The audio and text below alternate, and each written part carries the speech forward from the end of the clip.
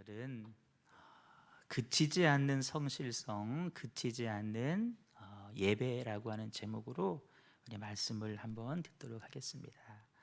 특별히 말씀 잘 들어서 오늘 우리가 이 말씀을 구현해야 되고 우리 자녀들에게 이 말씀을 꼭 가르칠 수 있는 그런 시간 되었으면 좋겠습니다. 인생을 살아갈 때 인생을 여러 가지로 비유하곤 하는데 때로는 광야에 비유를 합니다. 메마른 광야, 가도 가도 끝이 없는 광야. 우리 인생이 그 광야와 같다라고 이야기를 합니다. 사실이죠. 하지만 여러분, 그 광야와 같은 인생을 우리가 어떻게 살아갈 것인가, 어떤 삶의 자세를 가지고 살아갈 것인가 하는 것이 그 광야를 옥토와 같은 삶으로 바꿔갈 수도 있다는 것입니다. 우리가 가진 재능이 아무리 많아도 그 재능이 여러분 우리의 꿈을 결정하지를 않습니다. 우리의 가진 재물이 아무리 많아도 그 재물이 우리의 비전과 미래를 결정해 주는 것이 절대로 아닙니다. 우리가 하나님 앞에 어떤 태도를 가지고 오늘을 살아가느냐, 그것이 우리의 꿈과 우리의 비전과 우리의 미래를 결정하는 것입니다. 내가 하나님 앞에서 갖고 있는 바른 태도, 이것을 가리켜서 우리는 영성이라고 이야기를 합니다. 영성 다른 거 아닙니다. 내가 하나님 앞에서 어떤 태도를 보여주느냐, 바른 태도, 그것이 바로 영성입니다. 권호라고 하는 청년 사역자 목사님이 계시는데 제가 그분의 책을 읽다가 이런 내용을 봤습니다. 책에 실린 내용을 소개해 드릴 텐데, 한 여자 청년이 목사님을 찾아와서 목사님 기도해 주세요. 저 의대에 가고 싶은데 목사님 기도를 받고 싶습니다. 이미 그 청년은 꽤 유명한 대학교 4학년 다니고 있는 중이었습니다. 목사님이 반문하셨어요. 왜 의대를 가려고 해? 지금 다니는 학교도 좋은 학교고. 그런데 당연히 기쁜 마음으로 기도해 줄 줄 알았던 자매가 약간 당황하면서 그냥 공부해 보고 싶어서요. 대단하죠? 의대를 그냥 공부해 보고 싶다고. 이쯤 되면 대화가 마무리되고 목사님이 힘껏 축복 기도해주고 이렇게 마무리될 법도 한데, 목사님이 다시 물으셨어요. 왜 의대에 가고 싶은지 말해줄 수 있겠어? 라고 목사님이 묻습니다. 되묻는 목사님이 마음에 들지 않았나 봐요. 대충 얼버무리고 기도도 받지 않고 자리를 떠났다는 이야기를 목사님이 글에 적으셨어요. 그리고 이렇게 글을 이었습니다. 내가 이 청년을 괜히 괴롭힌 것이 절대로 아닙니다. 그 청년이 의대에 가고 싶다면 분명한 꿈을 가진 것은 분명합니다. 그러나 하나님 앞에서 그 자매가 올바른 태도를 가지고 있는지를 확인하고 싶어서 그렇게 물었던 것입니다. 나중에는 그 자매가 이제 그 하나님 앞에 올바른 태도를 갖고 의대를 졸업해서 지금 귀하게 쓰임 받고 있다는 글도 나중에 기록이 되어 있어요. 오늘 읽었던 본문은 요셉 이야기입니다. 요셉은 꿈의 사람이라고 말합니다. 형들도 그를 말하기를 저기 꿈꾸는 자가 온다, 꿈 많은 아이라고 인정할 정도로 요셉은 꿈꾸는 사람이었습니다. 두 개의 꿈 이야기가 본문에 기록되어 있었습니다. 첫째는 형들의 곡식단이 요셉의 단에 절하는 모습이었습니다. 요셉이 12형제인데 가운데 요셉이 있고 형들이 둘러서서 요셉에게, 동생에게 절하는 모습. 또 한 가지의 꿈은 해와 달, 해와 달은 아빠, 엄마를 말하는 거고 나머지 11별들이 또 동생에게 절하는 이 두 개의 꿈을 꾸었습니다. 여러분, 이 꿈은 분명히 하나님께서 요셉에게 주신 꿈이 분명합니다. 그런데 문제는 이 꿈을 꿀 당시에 요셉은 이 꿈을 이룰 만한 하나님 앞에서의 바른 태도를 아직 가지고 있기 전입니다. 다시 말하면 꿈은 받았지만 그의 영성이 아직 무르익지 않았던 상황이라는 것이죠. 뭐를 보면 알 수 있느냐? 정말 하나님 앞에 바른 태도, 영성이 있는 사람이라고 한다면 말씀을 받았을 때, 꿈을 받았을 때 가장 먼저는 겸손하게 하나님 앞에 감사할 수 있어야 됩니다. 하나님, 내게 꿈을 주셔서 감사합니다. 그 다음에는 침묵입니다. 묵상입니다. 이 꿈이 내 안에서 어떻게 성취되기를 하나님이 원하실까? 꿈을 주신 하나님 앞에 먼저 감사하고 먼저 하나님의 그 꿈의 내용들을 물어야 됩니다. 그런데 요셉은 그렇게 하지 않았습니다. 2번이나 형들, 내 꿈을 한번 들어보세요. 꿈 자랑을 했습니다. 9절에서도 그 꿈을 다시 형들에게 말을 했습니다. 혹시 여러분들이 지금 들어왔던 내용과 배치되는 얘기를 제가 한다고 생각할지 모르지만, 아니 목사님, 꿈은 말하라고 했어요. 꿈은 말해야 구체화되고 내 안에서 분명해진다고 그렇게 들었어요. 맞습니다. 꿈은 말해야 됩니다. 그런데 언제 말하느냐? 그보다 우선해야 될 것이 있습니다. 뭐냐? 꿈을 주신 하나님 앞에 감사하는 것입니다. 그 꿈을 주신 목적이 무엇인지를 먼저 묵상해야 됩니다. 침묵하라는 것이죠. 바울이 다메섹에서 살아계신 하나님을 만났습니다.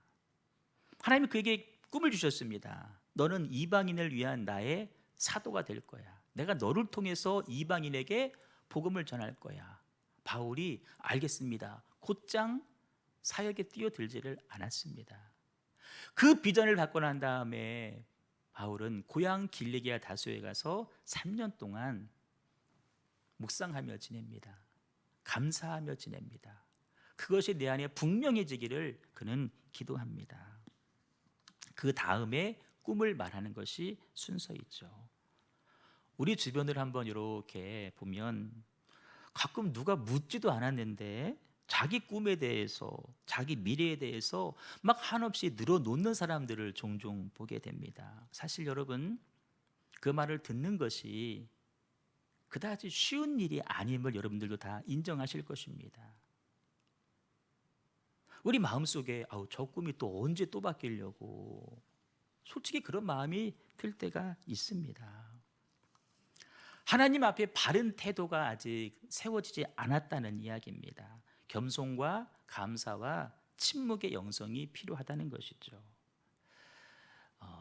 저처럼 부족한 사람이 감히 요셉을 평가하기가 굉장히 조심스럽지만, 요셉은 또 한 가지 결핍된 게 있었습니다. 당시의 요셉은 성실한 삶이 아니었습니다. 형들은 땀을 흘려가면서 양들을 돌볼 때 요셉은 채색 옷을 입고 그냥 집에 머물렀습니다. 그냥 시간을 보낸 것이죠. 나중에 형들을 잠시 심부름으로 찾아갔습니다. 그럴 때 형님들은 얼마나 고생이 많아요. 제가 간식 싸가지고 왔어요. 이렇게 하는 것이 맞을 텐데, 형들이 뭐 잘못하고 있나? 놀고 있네? 얼른 집에 와서 아버지에게 고자질을 하게 됩니다. 꿈이 있는데 영성이 없는 사람, 주변 사람들을 힘들게 만들죠. 왜? 그것이 비록 하나님이 주신 꿈일지라도 하나님 앞에 올바른 태도가 없기 때문입니다. 서두에 말씀드린 목사님은 그 청년을 보면서 바로 그 점을 염려했던 것입니다. 하나님 앞에서 합당한 태도를 가져라.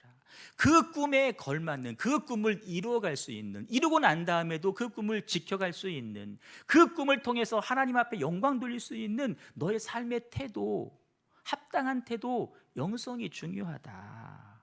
그 일이 얼마나 중요하고 그것이 없을 때 어떠한 일이 벌어지는지를 잘 알고 계셨기 때문에 그 자매에게 그렇게 이야기를 했던 것입니다. 이 사실을 우리는 요셉을 통해서도 확인을 할 수 있는데, 요셉은 꿈은 받았지만 아직 합당한 태도가 만들어지기 전입니다. 그래서 형들에게 막 자랑을 했습니다. 그럴 때 어떤 일이 벌어지느냐? 형들과의 관계가 깨어집니다. 형들이 그에게 편하게 말을 할 수 없었더라. 여러분, 형제지간에 편하게 말을 할 수 없는 사이가 돼버릴 정도입니다. 우리도 그렇죠. 누구한테 뭔가 말을 해야 되는데 내가 이 말을 하면 저 사람이 어떻게 반응할까 염려되고 걱정되면은 그이하고 말하기가 쉽지가 않습니다. 관계는 점점점 멀어지는 것이죠. 요셉이 말을 했더니 형들이 이제는 그를 더욱 미워했다라고 말씀을 하고 있습니다. 관계가 깨집니다. 두 번째 모습이 뭔지 아십니까? 자신의 삶에 고난이 시작됩니다. 형들이 요셉을 오케이 죽이자. 그런데 큰형이 그래도 동생인데 죽이지는 말자. 종으로 팔려가지 않습니까? 요셉이 노예로 팔려가게 되었습니다. 하나님께 꿈을 받고 그 꿈을 말했는데 그 결과가 관계가 깨어지고 종으로 팔려가게 되었습니다. 여러분, 여기서 모든 이야기가 다 종결된다고 한다면 왜 요셉 이야기가 성경에 기록이 되어 있을까? 여기서부터 놀라운 반전이 시작됩니다. 우리를 버리지 아니하시는 하나님의 손길이 나타나기 시작하는 것입니다. 요셉에게 꿈을 주신 하나님이 그 꿈을 이루어 가시기 위해서 요셉의 삶 가운데 구체적으로 간섭하십니다. 그 간섭의 모습이 어떤 모습입니까? 연단과 훈련으로 드러나고 있다는 것입니다. 우리가 놓치지 말아야 될 것이 있습니다. 그럼에도 불구하고 요셉을 포기하지 아니하시고 요셉을 버리지 아니하시는 하나님을 우리가 발견해야 될 줄로 믿습니다. 여러분, 분명히 형들은 요셉을 버렸습니다. 그러나 하나님은 그에게 꿈을 주셨는데 그를 버리지 않았습니다. 꿈을 줬는데 얘가 행실이 이 모양이야? 너 안 되겠다. 그를 버리지 않습니다. 포기하지도 않습니다. 오히려 요셉과 함께 하십니다. 애굽에까지 요셉과 함께 했다고 말씀하고 있고 그를 형통한 사람으로 만들어 가신다라고 하나님이 말씀해 주고 있는 것입니다. 여러분, 우리 사람들은 사람을 쉽게 떠납니다. 좋으면 집착을 하고 싫으면 버립니다. 나에게 이익이 되면 머물지만 이익이 없으면 떠나버립니다. 그러나 하나님은 그렇지 않습니다. 하나님은 한 번 사람을 택하시면 버리지 않습니다. 하나님은 그를 끝까지 사랑하시고 그를 끝까지 사용하십니다. 그러나 한 가지 전제 조건이 있습니다. 하나님 우리를 그냥 사랑하시지 않습니다. 하나님 우리를 그냥 사용하시지 않습니다. 반드시 우리를 훈련시키시고 변화시킨 다음에 우리를 사용하시는 하나님인 줄로 믿습니다. 꿈을 주셨어요. 근데 요셉이 아직 꿈을 이루면 그러지 안 되는 거예요. 어떻게 해요? 포기 아니에요. 그와 동행하시면서 그를 훈련시키셔서 그를 하나님의 꿈을 이뤄갈 사람으로 적절하게 사용해 가신다라는 거예요. 요셉이 종으로 팔려갔습니다. 애굽까지 걸어간 겁니다. 얼마나 고단한 삶이었고 얼마나 그 마음에 상처가 많았겠습니까? 가장 먼저 어디 보냈습니까? 보디발 장군의 집으로 보냈습니다. 가정총무. 여러분, 남자가 무슨 가정부야? 아닙니다. 하나님은 그의 안식을 주시는 겁니다. 가난한 집 아닙니다. 부유한 집으로 보내서 그 일을, 그 집안일을 다 맡아서 할 정도로 안식을 주신 것입니다. 그래서 그에게 아까 형통케 하셨다고 말씀하신 거죠. 이제는 때가 됐습니다. 그래서 하나님이 그를 본격적으로 훈련을 시키시는데 보디발 장군의 그 유혹을 이긴 그 일로 인해서 모함을 받고 요셉이 감옥에 가게 되는 것이죠. 하나님이 서서히 그 인생을 광야 한 가운데로 몰아가시고 있다는 것입니다. 우리 마음속에 하나님 그런 훈련 말고 좀 다른 고급스러운 훈련 없나요? 라고 말할지 우리 생각입니다. 하나님은 그렇게 하지 않으셨습니다.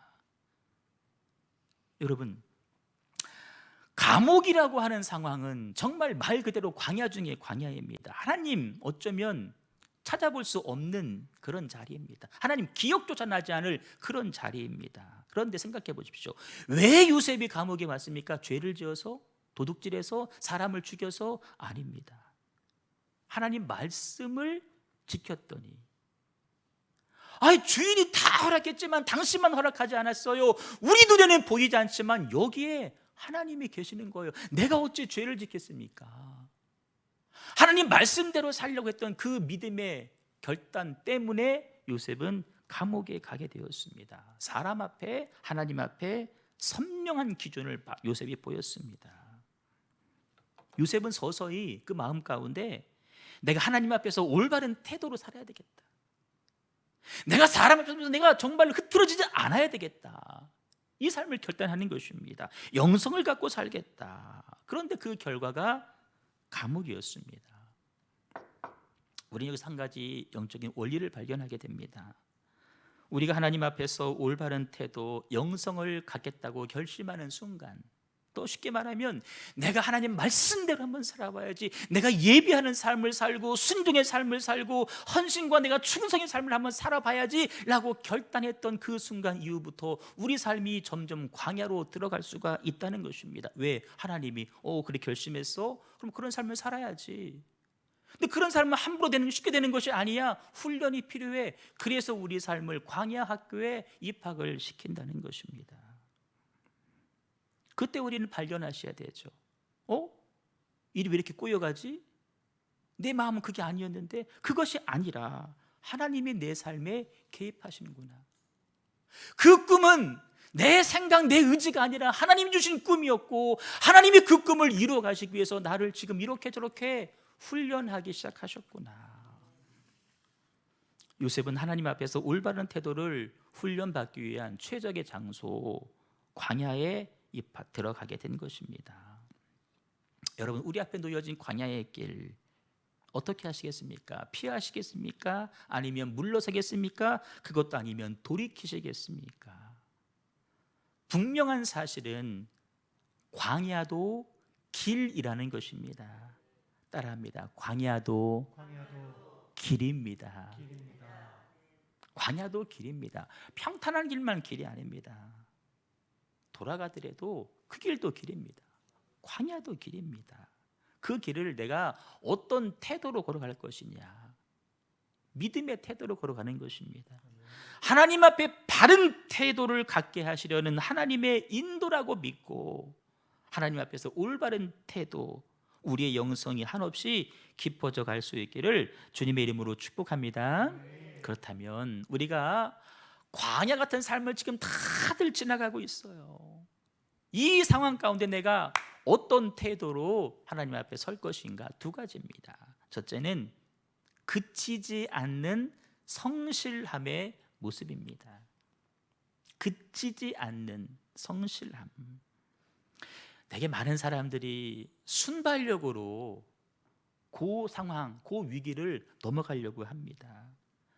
그 상황을 극복하면 또 다시 게으른 삶으로, 공부도 그렇게 하는 아이들이 있고 직장 일도 그렇게 하는 사람들 더러 있습니다. 근데 여러분, 성실성 없는 순발력, 절대 하나님의 꿈을 이뤄갈 수가 없습니다. 요셉을 한번 보십시오. 요셉은 정말 그치지 않는 성실함으로 살았습니다. 보디발 장군의 집에서 정말 성실하게 일을 했습니다. 누명 쓰고 감옥에 갔을 때 얼마나 성실한지 그에게 하나님의 그 감옥의 일들이 주어집니다. 요셉이 성실하게 그 일을 수행을 합니다. 나중에는 네가 감옥의 일을 다 맡아서 해라, 모든 재반 사무를 다 요셉에게 맡기게 됩니다. 나중에는요, 요셉의 일을 잘했는지 안 했는지 검토도 하지 않아요. 확인조차 하지 않을 정도로 요셉이 하면 그건 분명해, 그건 확실해. 근데 우리 그렇죠. 또 일을 맡겼는데 잘했나?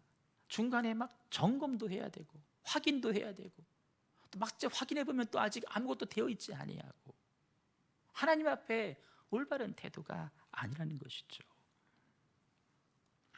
요셉이 애초에 꾼 꿈은 그것이 아니었습니다.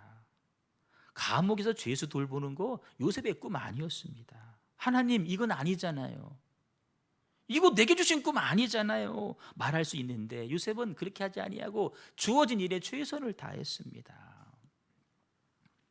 모세를 한번 보십시오. 40년간 왕궁에서 자랐습니다. 보내진 곳이 미디안 광야입니다. 내가 그래도 애국 왕국에서 내가 40년 배운 사람인데 내가 지금 광야에서 지금 양이나 치고 있을 사람이 아닌데 그럴 수 있지 않겠습니까? 모세는 성실하게 양을 치릅니다. 그러다가 하나님의 부르심을 받게 되고 네가 애굽 이스라엘 백성들을 애굽에서 이끌어내야 되겠다. 하나님 앞에 사명을 받게 됩니다. 다윗도 보십시오. 어릴 적 집에서 자랍니다. 사무엘이 왕을 세우려고 왕의 후보자를 찾기 위해서 집에 왔습니다. 형들은 다 서 있습니다. 면접 보는 겁니다. 모세 다윗도 나도 좀 면접이라도 볼 수 있는 기회를 주면 얼마나 좋겠는가. 그런데 아버지가 너는 가서 양이나 치고 있어라. 마음이 얼마나 아팠겠어요. 그런데 다윗은 열심히 성실하게 그 일을 해냅니다. 사무엘이 또 없어요? 그 막내 말째 하나 있는데 걔는 좀 그래요. 데려와 보세요. 이 사람입니다. 엘리사의 경우도 마찬가지입니다. 엘리야가 자기의 후계자를 찾을 때 선지자 후보생들, 선지자 학교가 분명히 있었습니다. 그런데 12마리의 소를 몰고 있는 엘리사를 후계자로 선택을 했습니다. 예수님도 성실한 제자들을 선택하셨습니다. 밤새 그물질했지만 한 마리도 잡지 못했을 때 그 허전한 마음 가운데에도 지친 몸을 가지고 다음 날 출항을 위해서 그물을 깃고 있는 사람들을 제자로 선택을 했습니다. 하나님은 오늘도 그치지 않는 성실성을 가진 사람들을 찾고 계십니다. 저와 여러분이 삶이 곤고하고 어렵고 힘들어도 마땅히 해야 될 일들을 절대 포기하지 않기를 바랍니다. 그치지 않는 성실성. 근데 여러분, 한 가지 더 필요한 것이 있습니다. 오늘 이 말씀을 드리고 싶은 겁니다. 성실성과 더불어서 우리들에게 요구하시는 것이 한 가지 있습니다. 그치지 않는 예배입니다. 그치지 않는 예배. 예배를 다른 말로 바꾸면 그치지 않는 기도, 그치지 않는 헌신, 그치지 않는 순종, 그치지 않는 충성, 이렇게 말을 바꿔 표현할 수도 있을 것이죠. 여러분, 신앙인이 아니어도 열심히 사는 사람들 참 많습니다. 예전에 그 삼성 이건희 회장 말 들어본 적이 있는데 4시에 일어나서 몇 시에 출근한대나? 여러분, 우리보다 훨씬 더 부지런합니다. 그 기업들이 그냥 절대 이루어지는 것 아닙니다. 성실하기 때문에. 그런데 우리와 그들과의 다른 점 하나가 있습니다. 뭘까요? 바로 예배입니다. 바로 기도하는 삶이죠. 우리는 그치지 않는 성실성만으로는 살지 않습니다. 그것은 기본입니다. 그러나 더 중요한 것은 그치지 않는 예배, 그치지 않는 기도로 살아가는 것입니다. 하나님이 정말 원하시는 태도는 성실성은 바탕이요, 그 위에 끊임없이 예배하고 끊임없이 기도하는 삶, 우리가 살아내기를 하나님이 간절히 원하시는 줄로 믿습니다. 요셉은 감옥에서 그렇게 시간을 보냈습니다.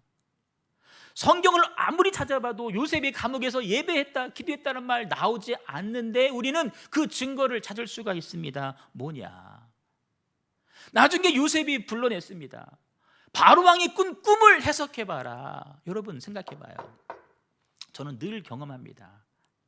내가 평소에 말씀 묵상하지 않고 평소에 기도하지 않고 어느 순간 갑자기 성경을 폈을 때 읽어지지도 않습니다.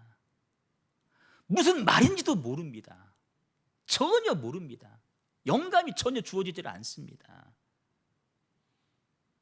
요셉이 계속 감옥에서 기도하는 삶을 살지 않았다면 그가 어찌 그 바로왕의 꿈 내용을 듣고 꿈을 해석할 수 있겠습니까?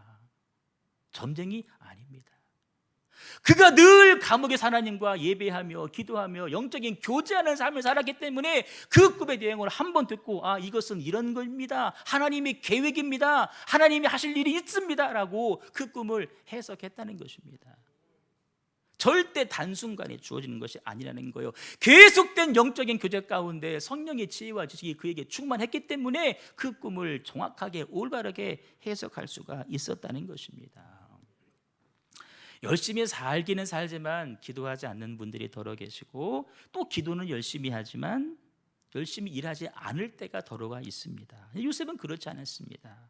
성실히 했습니다.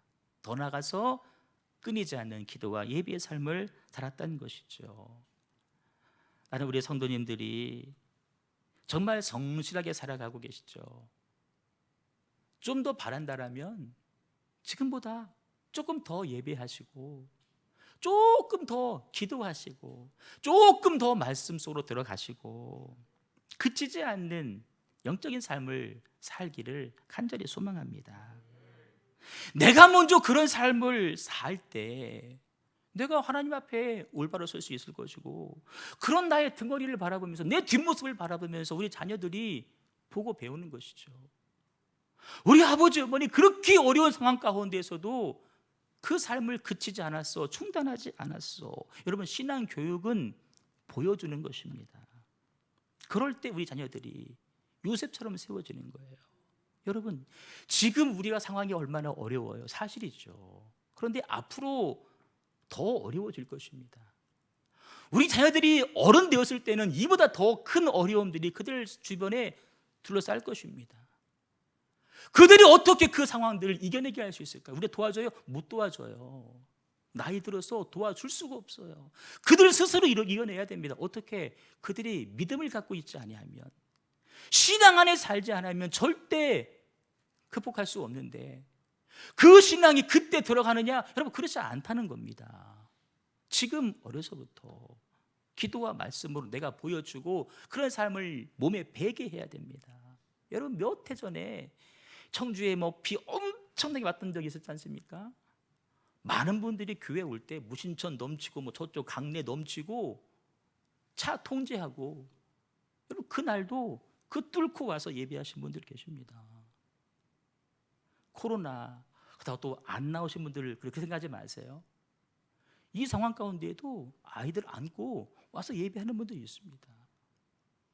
그것을 보여주는 것이죠. 그것이 신앙 교육이에요. 그것이 그 아이들의 삶을 지켜주는 것입니다.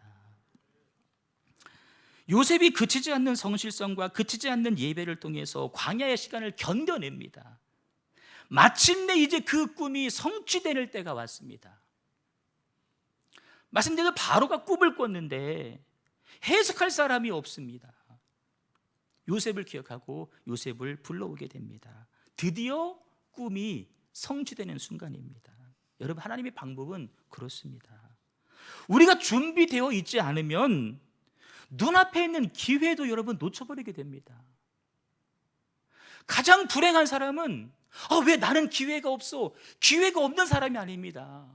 기회가 왔음에도 불구하고 준비가 안 돼서 그 기회를 놓치는 사람이 정말 안타까운 사람입니다. 하지만 준비되어 있으면 그가 사막에 있어도 하나님 그를 발견하시고 데려오십니다.